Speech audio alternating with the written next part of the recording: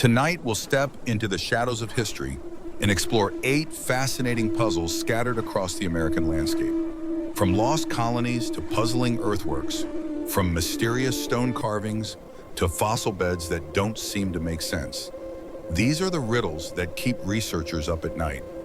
Each place we'll visit holds secrets that challenge everything we think we know about ancient cultures in North Easy America. now, little These aren't ones. just old I've tales or got forgotten something folklore. for you. They are real places you can go and see That's for it. yourself. Chapter Good 1. bears. The Utah Monolith, a modern mystery in an ancient land. In November 2020, a helicopter crew out counting wildlife spotted something that didn't belong there. Rising from the red sandstone floor of Lockhart Basin in southeastern Utah, stood a perfectly smooth, shiny metal pillar about 10 to 12 feet tall. It shone like a mirror against the ancient canyon walls, creating one of the most stunning contrasts you could imagine between the modern world and timeless nature. The monolith, as it soon came to be called, was made of what looked like stainless steel, riveted together with surprising accuracy. It wasn't just pushed into the ground. Whoever put it there had cut a neat triangle-shaped section out of the sandstone and placed the object so perfectly that it seemed to grow right out of the rock. The work was flawless, suggesting careful planning, skill, and real effort. What made this discovery truly remarkable was its location. Lockhart Basin sits in one of the most isolated parts of Utah, reachable only by rugged four-wheel drive vehicles or long hikes over rough ground. There are no roads that could handle the heavy equipment normally needed to haul and set up such a structure. Yet, there it stood, as if it had appeared out of thin air. The find quickly grabbed attention around the world. Within days, the location spread across social media, and adventure seekers started making trips to see the mysterious object for themselves. The site became a magnet for photographers, conspiracy fans, and curious travelers from everywhere. The simple beauty of the monolith against Utah's famous red rock landscape created pictures that looked almost otherworldly. But just as quickly as it had been found, the monolith disappeared. On the night of November 27, 2020, less than 2 weeks after its discovery, unknown people took it apart and hauled it away. Security camera footage later showed 4 men working under cover of darkness, carefully taking down the structure and carrying off the pieces. The removal was just as mysterious as the installation. Those responsible left no clues about who they were.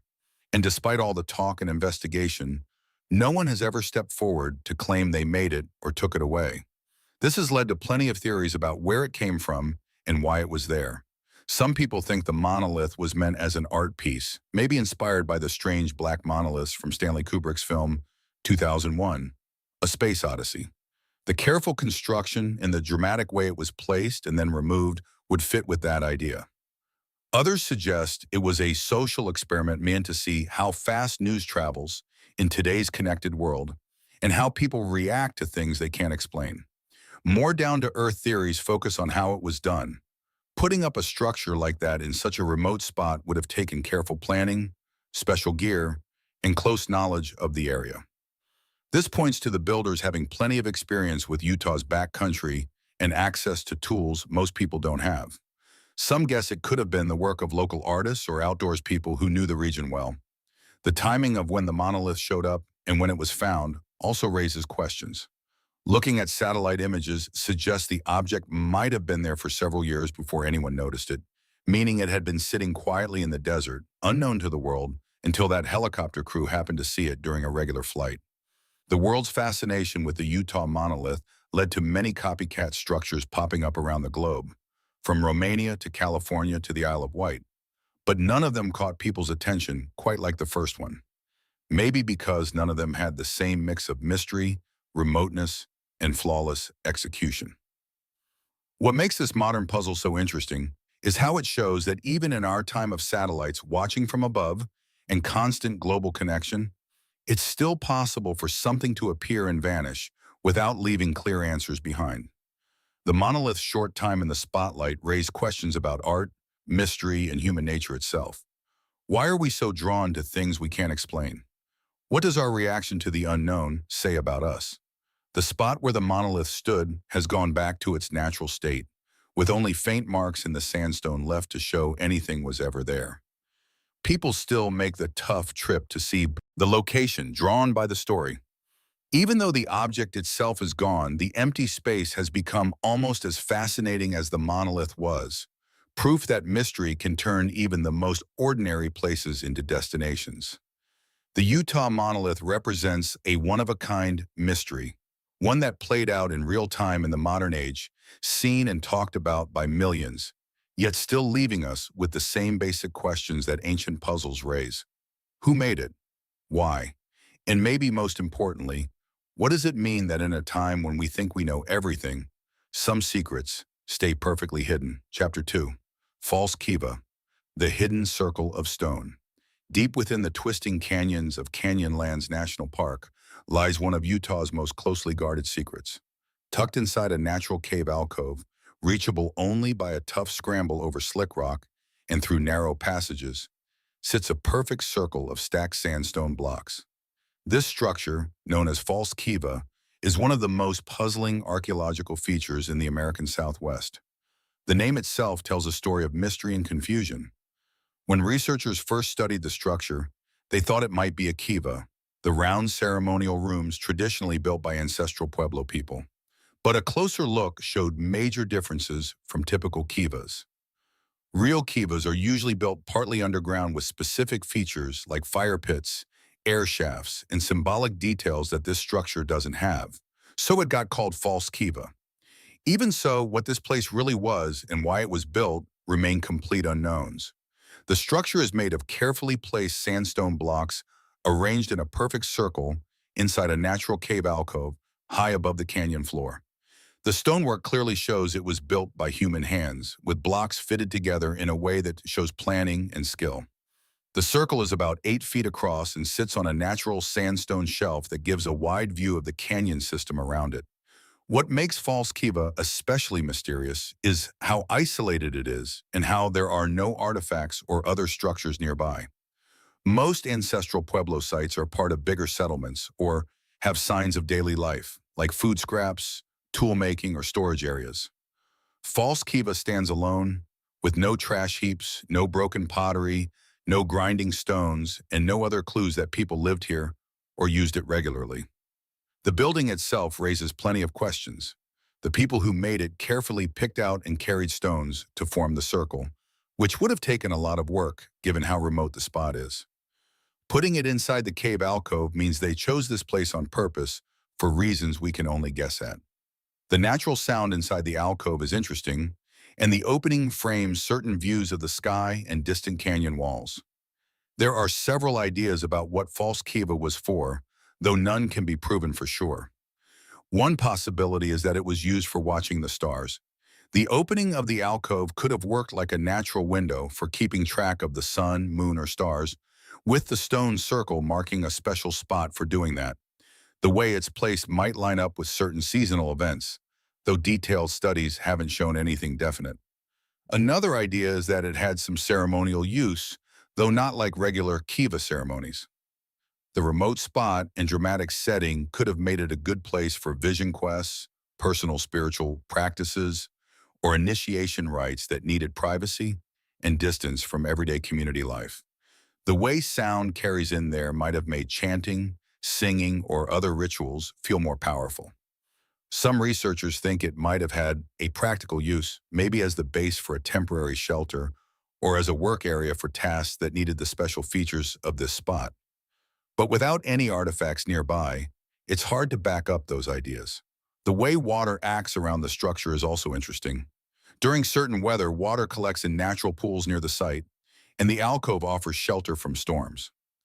That could have made it a useful temporary stop or resting place for people traveling through the canyon system. The circle might have been a meeting spot for times like that. False Kiva has stayed in good shape, mostly because it's so hidden and because park officials keep its exact location quiet. Unlike many archaeological sites that get damaged by visitors or vandals, False Kiva is still largely intact because getting there takes effort, planning, and respect for both the land and the history. The National Park Service doesn't give out directions to the site and actively discourages people from trying to find it. This policy protects the structure, but also adds to its mystery.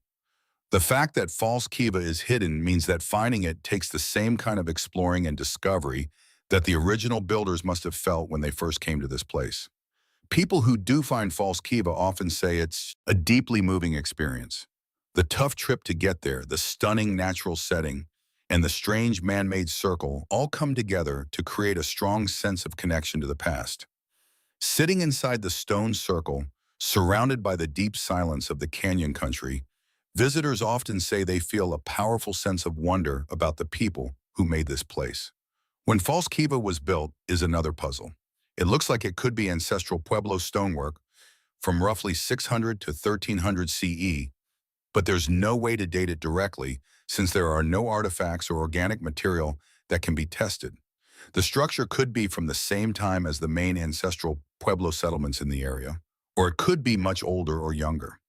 Recent thinking among archaeologists has moved away from trying to fit False Kiva into standard categories. Instead, researchers are more likely to see it as something unique that might not match any normal classification. This way of looking at it leaves room for the possibility that False Kiva represents a type of site or activity we just haven't seen anywhere else or don't fully understand yet. The mystery of False Kiva really comes down to bigger questions about how we understand archaeological sites and make sense of ancient cultures.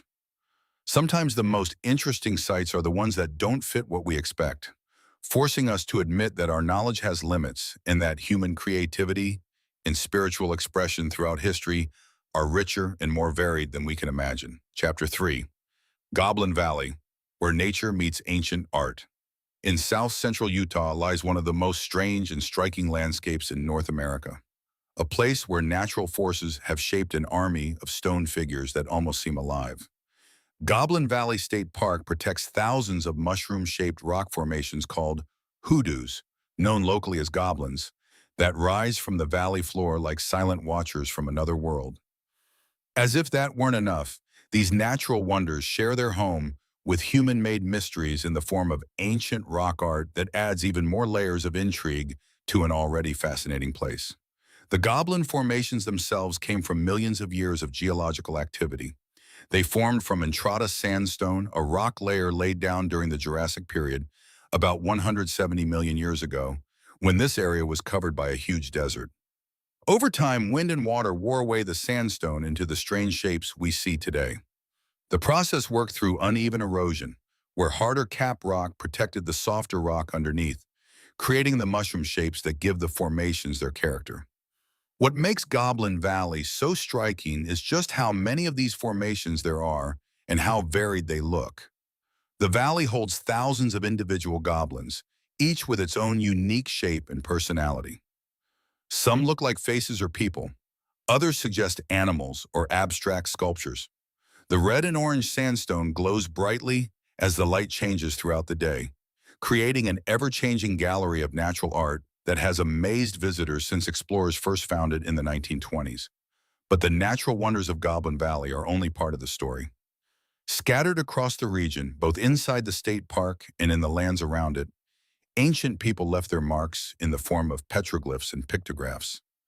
These rock art panels add a human touch to the surreal landscape, creating a conversation between natural and cultural forces that stretches back thousands of years.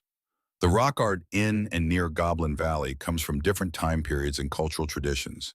Some panels show the distinct style of the Fremont people, who lived in this region from about 300 to 1300 CE. Fremont rock art often features human-like figures with fancy headdresses, geometric designs, and animal shapes that reflect their unique way of seeing the world. Other panels might have been made by later Ute people who traveled through this area in more recent centuries. The mix of strange natural shapes and ancient human art creates a feeling unlike anywhere else. Walking through Goblin Valley feels like moving through a place where the lines between natural and supernatural, between geological time and human time, start to blur. The ancient artists who made rock art here were responding to the same sense of wonder and mystery that modern visitors feel. Some of the rock art seems to use the natural formations as part of its design. Petroglyphs were carved in spots where they interact visually with the goblin formations, suggesting that the ancient artists were aware of how their work would relate to the dramatic geological setting. This blending of art and landscape shows a deep understanding of visual design and harmony with nature. The images in Goblin Valley area rock art include common Fremont subjects, like human-like figures, bighorn sheep, geometric patterns, and mysterious symbols whose meanings are lost to time. But the unique setting may have shaped the specific character of the art made here. Some researchers think this strange landscape might have had special spiritual meaning, making it a destination for vision quests or ceremonies. Keeping Goblin Valley preserved shows the tricky balance between letting people visit and protecting both natural and cultural treasures. The soft sandstone that makes the dramatic formations is also very easily damaged by touching, climbing, and other human contact. Likewise, the rock art panels face threats from vandalism, weather, and the slow wear from many visitors. Park managers try to protect both the rock formations and the rock art, while still letting people experience the unique character of this place. Marked trails guide visitors through the most spectacular areas while keeping more fragile or sensitive spots safe. Educational programs help people understand both the geological forces that created the formations and the cultural meaning of the rock art. Chapter 4. Chalk Creek Hieroglyphics, Symbols Without Translation. High in the mountains of central Utah, deep in the forests of the Fish Lake National Forest, lies one of the state's most puzzling archaeological mysteries. In 1939, a Forest Service worker made a discovery that would shake up what experts thought they knew about rock art in the American West. Carved into a remote cliff face along Chalk Creek were symbols unlike any ever seen before in the region, detailed markings that looked more like hieroglyphics than typical Native American petroglyphs. The discovery site sits at about 8,000 feet elevation, surrounded by aspen and pine forests and rough terrain that would have been hard to reach even for ancient people who knew how to travel in the mountains. The carvings appear on a cliff wall that gets natural shelter from the weather while still being visible to anyone passing through the narrow canyon. The location suggests the people who made them picked this spot on purpose for both practical and maybe ceremonial reasons. The symbols themselves are hard to sort into any known category. Unlike the geometric patterns, animal shapes, and human figures typical of Fremont or other regional rock art styles, the Chalk Creek markings include what look like hands, human heads in profile, and various geometric symbols arranged in ways that suggest written language rather than single picture elements. Some of the carvings show skilled artistic technique with fine detail and careful layout that point to real craftsmanship. Early attempts to understand the symbols focused on comparing them with known Native American rock art styles. But the Chalk Creek markings are quite different in style, method, and apparent organization from documented Fremont, Ute, or other regional petroglyphs.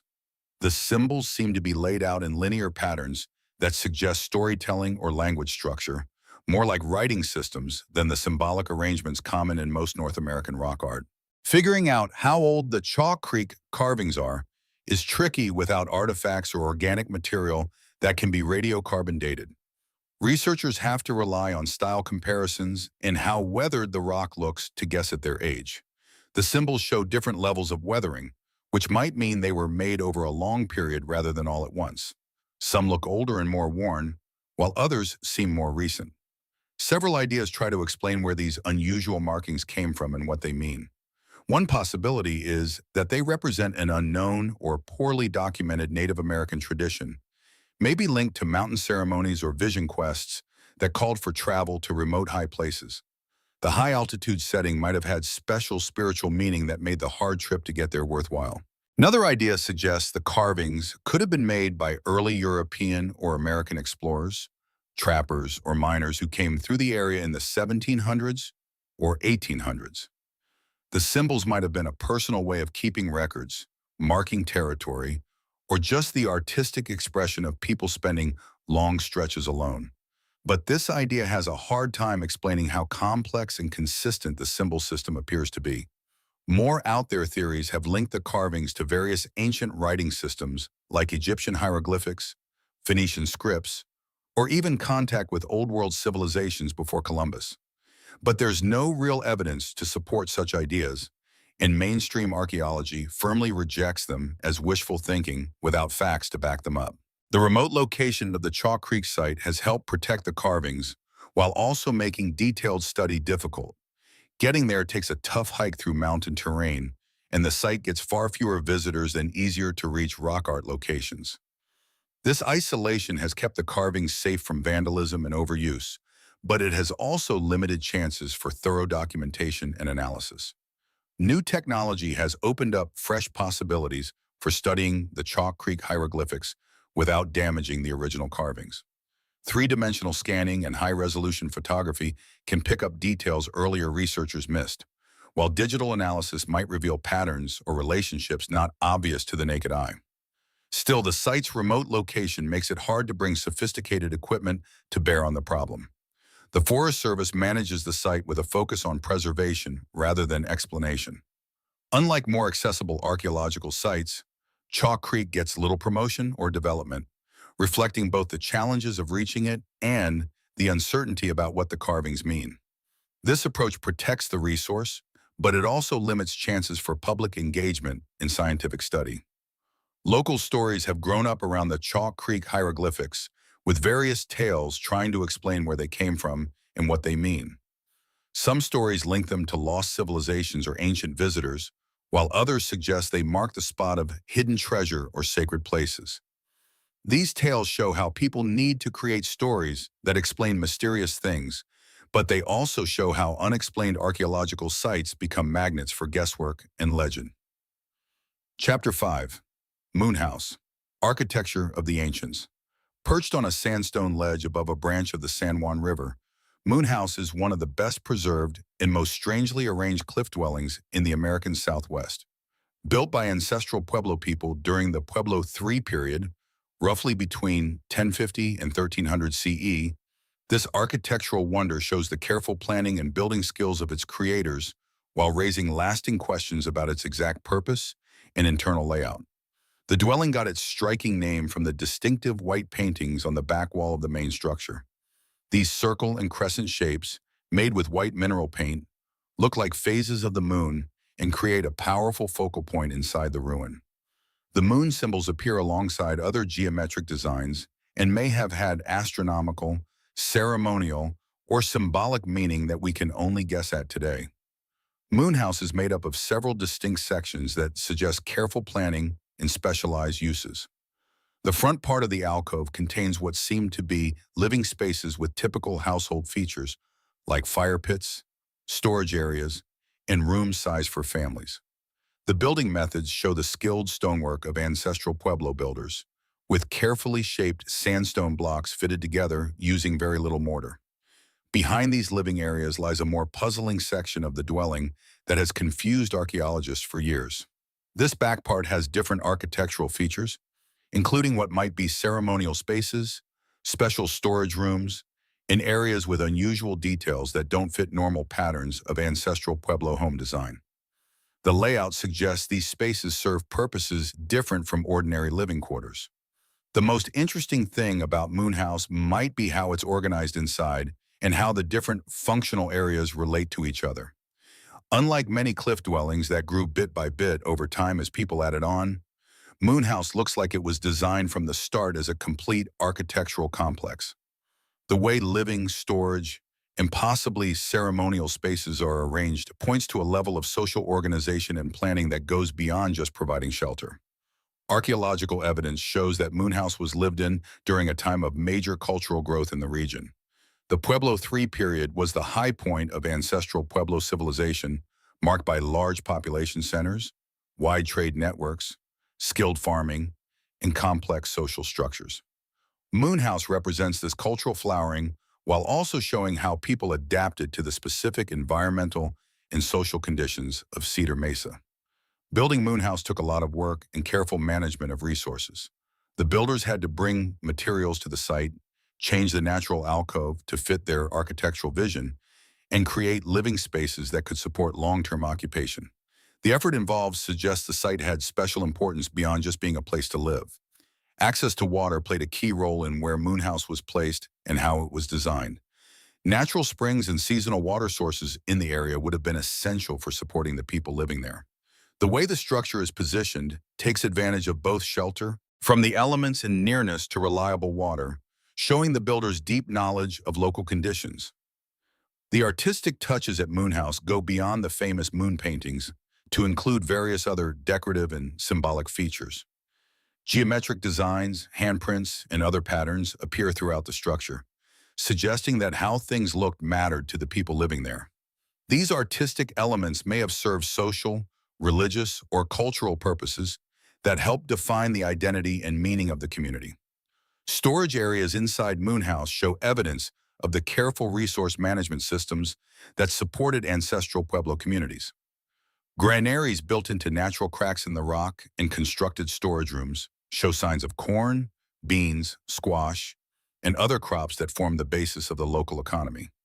How much storage space there was and how it was organized suggests they grew more than they needed and maybe shared or traded the surplus. The connection between Moon House and other sites in the Cedar Mesa area shows it was part of a larger cultural landscape, not just an isolated settlement.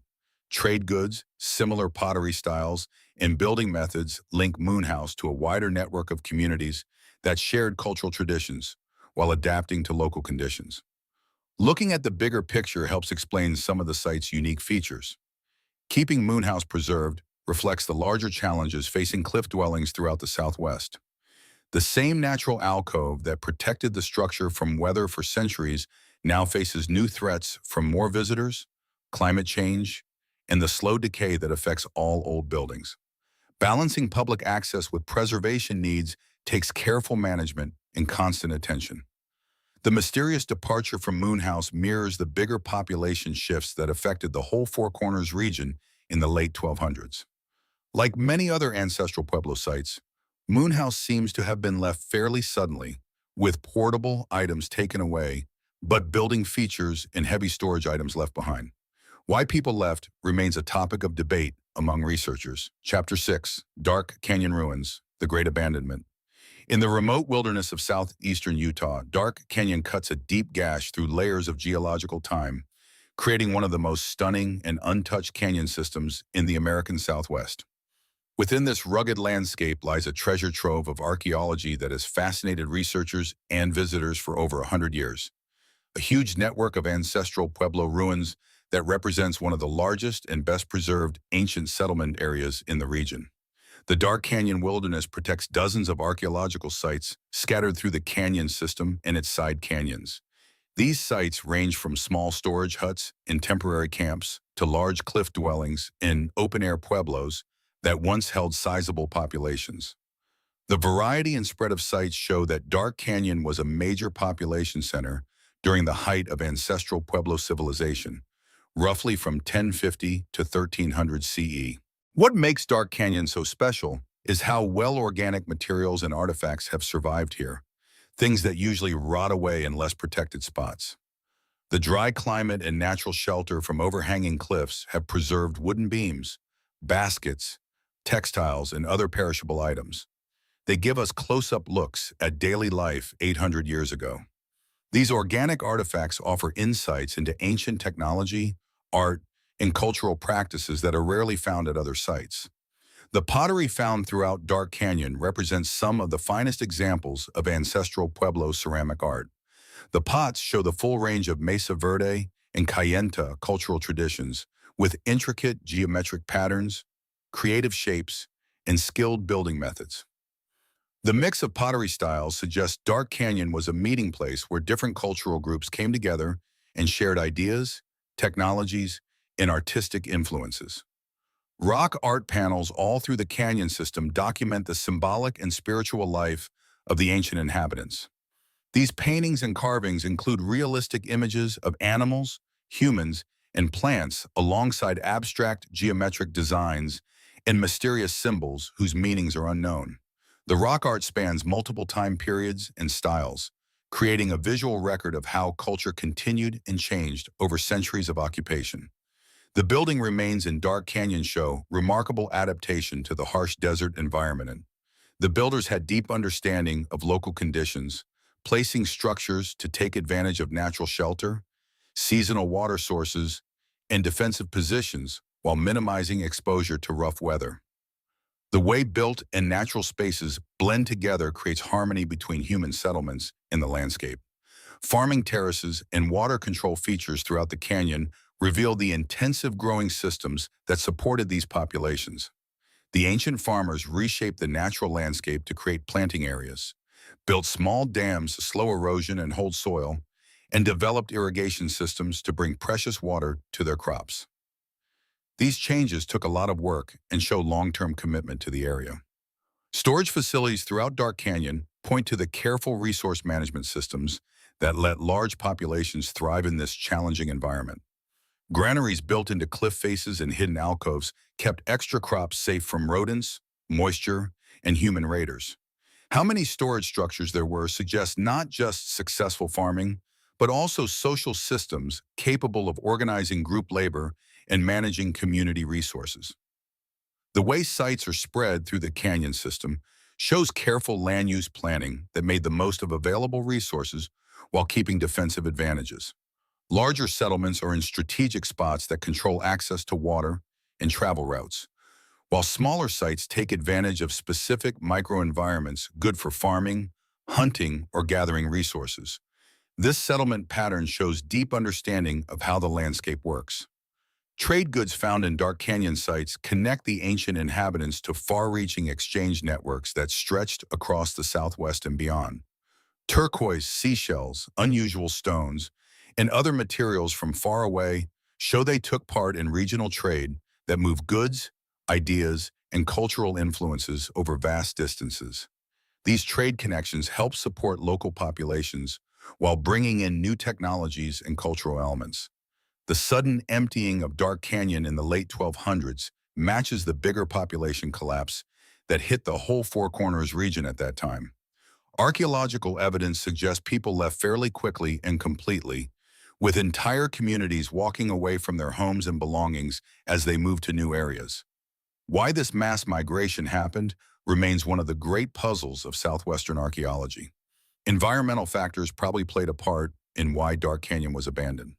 Studies of tree rings show severe drought in the late 1200s that would have stressed farming and reduced how many people the land could support. But these communities had survived droughts before, which suggests that environmental pressure alone can't explain why such a successful and long-established population center was completely abandoned. Social and political factors may have been just as important in the decision to leave. Signs of more conflict in the late Pueblo III period, like defensive building and burned structures, suggest growing social tensions that may have made staying there impossible. Leaving Dark Canyon might have been a strategic move to more defensible or politically stable areas. Chapter 7. Cave Towers, Sentinels of Stone. Rising from the rim rock of Cedar Mesa's twisting canyons stand puzzling stone towers that have mystified archaeologists and visitors for over a century. These structures, dating to about 1250 CE during the late Pueblo III period, sit in isolated spots on canyon rims with no nearby homes or obvious practical uses. Their remote locations, distinctive design, and mysterious purpose have made them some of the most intriguing archaeological features in the American Southwest. The towers share common building features that set them apart from typical ancestral Pueblo structures. Made from carefully shaped sandstone blocks using skilled stonework, they rise between 15 and 25 feet high with fairly narrow bases. Building them took real skill and effort, especially given their remote locations that would have made bringing materials and doing construction harder. Each tower sits in a strategic spot that commands wide views of the surrounding landscape. From these high perches, observers could watch huge areas of canyon country, including main travel routes, water sources, and other towers in the network. The sight lines between towers suggest they might have worked as part of a communication system, letting messages be sent over long distances through smoke signals, flashes of sunlight, or other visual methods. The inside design of the towers varies, but most have multiple levels connected by interior passages or handholds carved into the stone walls. Some have small rooms that might have been for storage or temporary shelter, while others seem designed mainly as lookout platforms. The narrow doorways and defensive positioning suggest safety was an important factor in how they were built.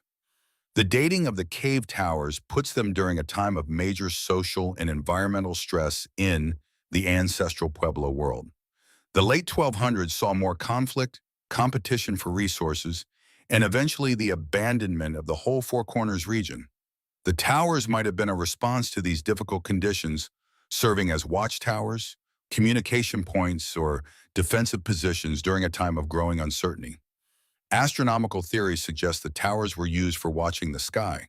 Their high positions and carefully aimed openings, so it could have been ideal for tracking the sun, moon, and stars for calendars or ceremonies.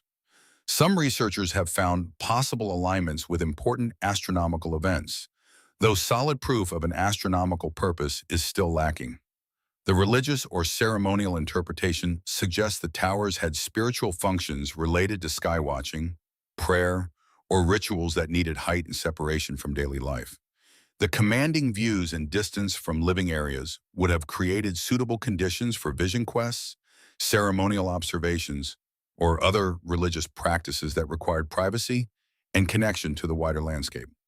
More practical theories focus on the tower's possible role in managing resources and controlling territory. Their positions along main travel routes and near important water sources suggest they might have served as checkpoints or lookout posts that let communities watch and control access to vital resources. This idea fits with evidence of growing competition and conflict during the late Pueblo III period. How the cave towers were built raises fascinating questions about how ancient people organize work and manage resources. Putting up these structures meant moving materials to remote rimrock locations, often over rough terrain and long distances from where the stone came from. The effort involved suggests either major investment by the whole community or the work of specialized building groups with particular skills and duties. Archaeological evidence from the tower sites includes few artifacts that give clear clues about what went on there. The lack of household trash, cooking areas, or living materials supports theories that the towers serve special purposes rather than being homes. But without clear signs of use, interpretation is harder and more speculative. How the cave towers relate to other settlements in the Cedar Mesa region during their time is unclear. While no large residential sites are right next to the towers, the wider landscape has many cliff dwellings and pueblos from the same period. The towers might have served the whole community network rather than individual settlements, working as shared infrastructure for communication, defense, or ceremony. Environmental factors may have affected both the building and eventual abandonment of the cave towers. The late 1200s drought that affected the whole Southwest would have hurt farming and increased competition for water. The towers might have been adaptive responses to environmental challenges, serving as parts of resource management or conflict resolution systems. How well the cave towers have survived varies a lot depending on their exact locations and exposure to weather. Some are still nearly complete with walls reaching their original heights, while others have decayed badly from wind, water, and the slow effects of time. The different states of preservation give clues about both ancient building methods and ongoing conservation challenges. Chapter 8. Escalante Petrified Forest, the Curse of Stonewood. In the high desert country of south-central Utah lies one of the most amazing collections of petrified wood in North America, proof of ancient forests that grew here millions of years ago when this landscape was very different from today. But the Escalante Petrified Forest holds more than geological wonders.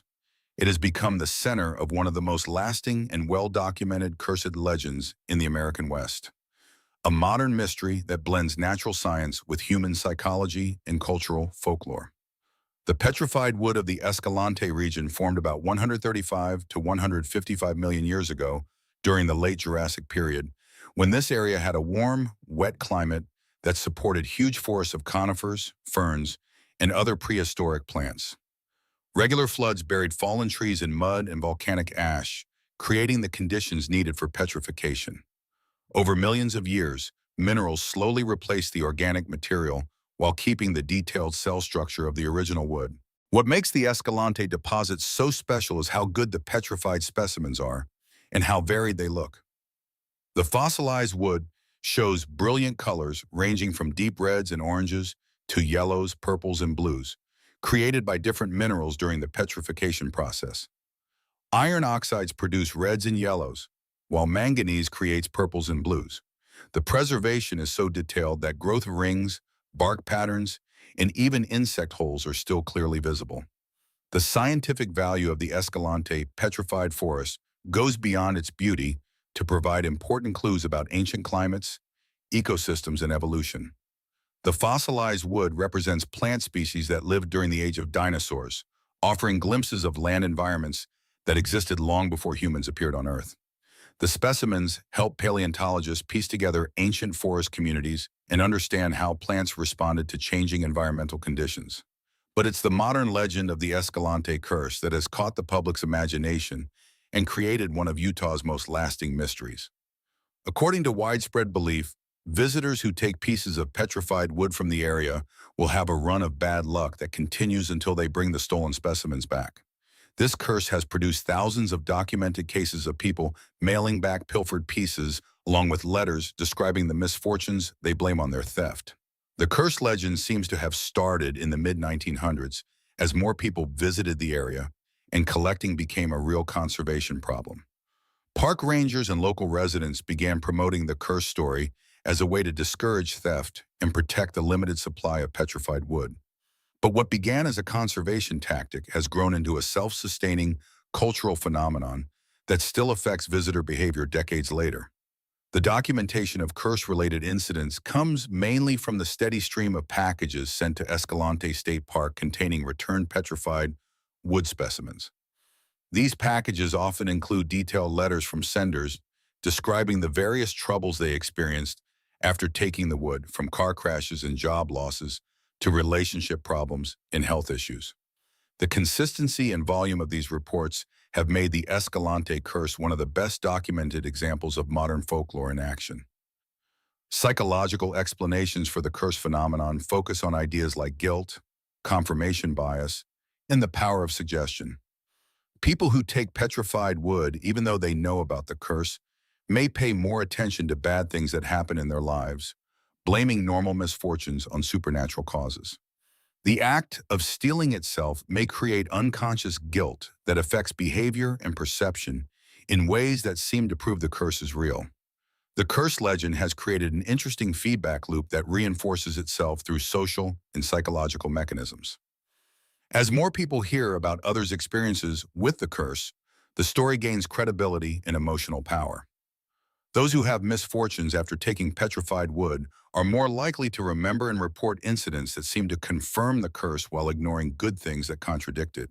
From a conservation standpoint, the curse legend has worked remarkably well at protecting the petrified wood resource. While scientific arguments about preservation and educational value may not stop casual collectors, fear of supernatural punishment provides a powerful psychological deterrent.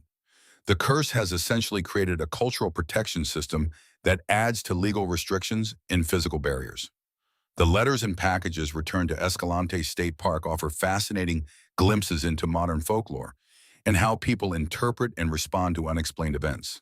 The correspondence shows how contemporary people move between scientific and supernatural explanations for things that happen in their lives, often embracing both at the same time. The letters show that magical thinking persists in modern culture despite scientific education and technological progress. Skeptical analysis of the curse phenomenon points to the lack of controlled studies and the selective reporting that characterizes stories based on personal experience. Critics argue that people have misfortunes whether they take petrified wood or not, but only notice and remember these events when they can blame them on supernatural causes. The curse may be a classic case of confusing correlation with causation. Still, the sheer number of reported incidents and how consistent the legend has stayed over decades suggests that the curse has achieved a kind of cultural reality separate from whether it's actually supernatural. Whether or not taking petrified wood really causes bad luck, believing in the curse has real effects on people's behavior and experiences. The psychological and social reality of the curse is undeniable, even if its supernatural claims remain unproven. The management challenges created by the curse legend include dealing with the constant stream of returned specimens and the letters from people trying to end their perceived misfortunes. Park staff must handle these situations with care while keeping up their educational mission and scientific credibility. The curse has become part of how the park tells its story while also creating ongoing work.